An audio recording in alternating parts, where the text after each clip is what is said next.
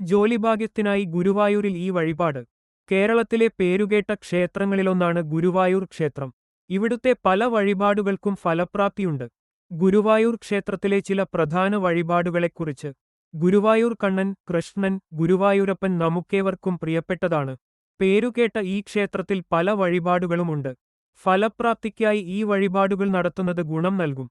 പല വഴിപാടുകൾക്കും പല ഫലപ്രാപ്തിയുമുണ്ട്. നേർച്ച രൂപത്തിലും കാര്യസാധ്യത്തിനായുമെല്ലാം പല വഴിപാടുകളും ഇവിടെ നടത്താറുണ്ട്. ഗുരുവായൂർ ക്ഷേത്രത്തിൽ നടത്തുന്ന ചില പ്രത്യേക വഴിപാടുകളും ഇവയുടെ കാര്യപ്രാപ്തിയും എന്തെന്നറിയാം. തൊഴിൽ തടസ്സം മാറാൻ, ഉദരസംബന്ധമായ പ്രശ്നങ്ങൾ മാറാൻ നിവേദ്യം കൊണ്ട് തുലാഭാരം നടത്തുന്നത് നല്ലതാണ്.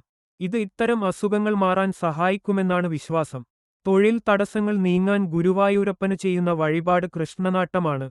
ഇതുപോലെ അഹസ് ചെയ്യുന്നതും നല്ലതാണ്. ഇതും തൊഴിൽ തടസ്സം മാറാൻ നല്ലതാണ്. കുട്ടികളുടെ അസുഖം, അലസതകൾ മാറാൻ ബാലരക്ഷാ ശ്ലോകം ചൊല്ലി നമസ്കരിക്കാം.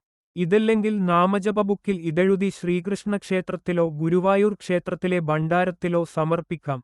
അഹസ് വഴിപാട്. അഹസ് വഴിപാട് പ്രധാനമാണ്. ഇതിന് 3000 രൂപയോളം വരും. ഇത് മുൻപേ ബുക്ക് ചെയ്യേണ്ടി വരും. ഇത് നടത്തുന്നതിലൂടെ ഒരു ദിവസത്തെ മുഴുവൻ വഴിപാടിന് തുല്യമെന്ന് പറയും. ഇത് തൊഴിൽ തടസ്സം നീങ്ങാൻ നല്ലതാണ്.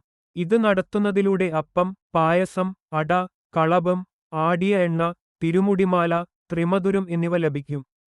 അപ്പം, അട എന്നിവ രാത്രിയിലേ ലഭിക്കൂ. കൃഷ്ണനാട്ടവും അഹസുമാണ് തൊഴിൽ തടസ്സത്തിന് പ്രധാനപ്പെട്ട വഴിപാട്. രോഗശാന്തിക്ക് ഹരേ രാമ ഹരേ കൃഷ്ണനാമം മതിയാകും. വിട്ടുമാറാത്ത പനിയും മറ്റുമുള്ളവരെങ്കിൽ ആൾരൂപസമർപ്പണം നല്ലതാണ്. ഇത് കയ്യിൽ പിടിച്ച് ആഗ്രഹസാധ്യത്തിനായി, രോഗശാന്തിക്കായി സമർപ്പിക്കാം. രോഗശാന്തിക്ക് ഇതേറെ നല്ലതാണ്. വാതരോഗവുമായി ബന്ധപ്പെട്ട് ആടിയ എണ്ണ പ്രസാദ കൗണ്ടറിൽ ലഭിക്കും. ഇത് വാങ്ങി പുരട്ടാം. വേദനകൾക്കും ഇതേറെ നല്ലതാണ്. കളഭം ചാർത്തലും ഏറെ നല്ലതാണ്.